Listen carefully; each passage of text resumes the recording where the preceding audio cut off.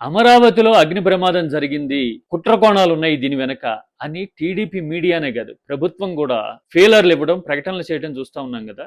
రాజధాని అంటే రాష్ట్రానికి ఆయువుపట్టు, పరిపాలనా యంత్రాంగానికి కీలక కేంద్రం కదా. అక్కడి నుంచే కదా మొత్తం పరిపాలన అంతా జరిగేది. మరి అలాంటి చోట్ల నిఘా గాని, శాంతి భద్రతలు గాని ఎలా ఉన్నాయి అనే విషయాన్ని ఈ ఘటన చెప్తా ఉంది అనుకోవాలా. మీడియా రిపోర్టింగ్ చూస్తూ ఉంటే నాకు ఇంకొక పాయింట్ కూడా అనిపించింది. ఏపీ రాజధాని అమరావతిలో అగ్ని ప్రమాదం అని ప్రత్యేకంగా రాస్తున్నారు చూసారా ఈనాడు లాంటి పత్రికల్లో. ఎందుకని?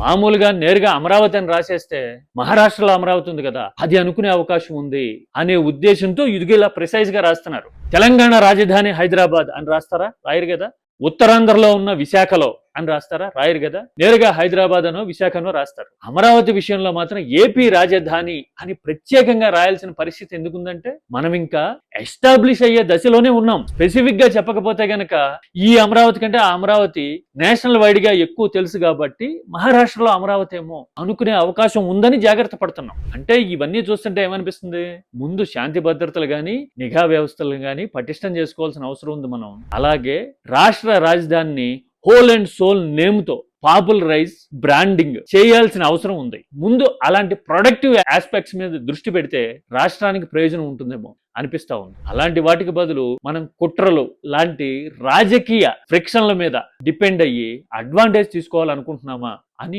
న్యూట్రల్ గా ఆలోచించే వాళ్ళకి అనిపించదు. మీరైతే ఏమంటారు?